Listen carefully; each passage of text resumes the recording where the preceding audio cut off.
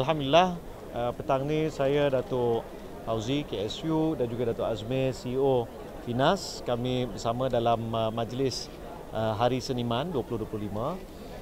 Antara lain dalam ucapan saya ada menyentuh beberapa perkara yang telah berjaya Kementerian Komunikasi laksanakan, dan dalam sektor industri perfilman, insya-Allah kita harap pindaan Akta Finas yang bakal kita bawa dalam mesyuarat Parlimen yang akan datang akan dapat membantu menjadi pemangkin kepada industri dan sediakan industri untuk berdepan dengan cabaran-cabaran masa kini, sama ada yang melibatkan isu-isu kebajikan, isu-isu yang berkait dengan kandungan disia dalam talian dan juga beberapa perkara yang lain.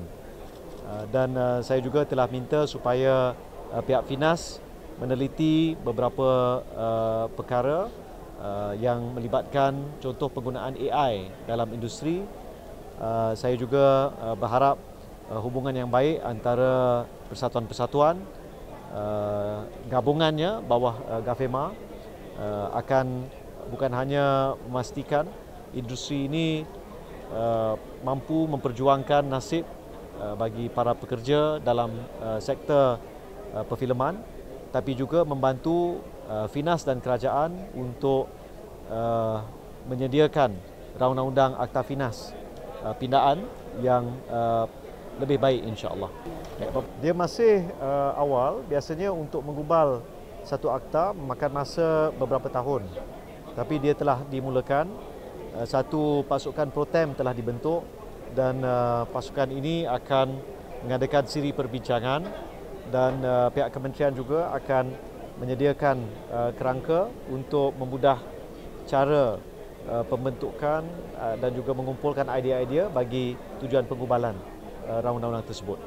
Jadi katanya ia berkaitan dengan royalty tu, apa yang sebenarnya nak dibuat dengan? Tak semestinya royalty, tapi kita akan meneliti pandangan daripada semua pihak.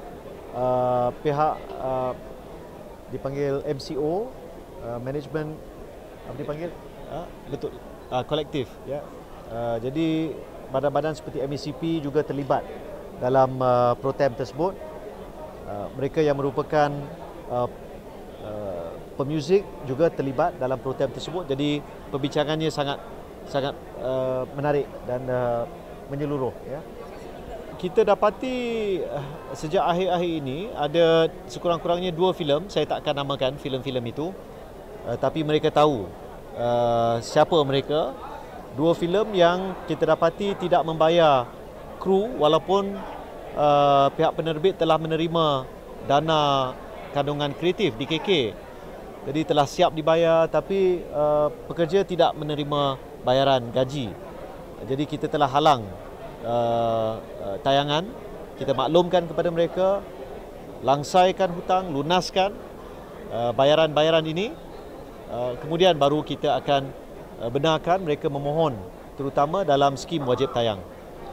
Kita akan melihat dari setiap sudut supaya isu kebajikan, isu hak ini terbela. Ada beberapa kekangan, contoh seringkali sekiranya sesuatu naskah itu dihasilkan, satu filem itu disiapkan, kadang-kala intellectual property ataupun copyrightnya, hak miliknya bukan pada mereka yang terlibat, bukan pada penerbit, kadang-kadang pada pihak yang memberikan dana. Jadi kita akan teliti secara keseluruhan sama ada boleh diwujudkan satu sistem, terutama bila kita lihat ada filem-filem yang terus ditayangkan, ya. Jadi kita akan lihat dari semua sudut. Sebelum ini saya rasa orang selalu merasakan berita baik tentang kadar pertumbuhan ekonomi itu hanya satu angka yang tak menyentuh kita. Tapi kita lihat sama ada pengumuman KWSP 6.3% bagi konvensional dan syariah. Kita lihat tabung haji 3.25, tertinggi dalam tempoh 7 tahun.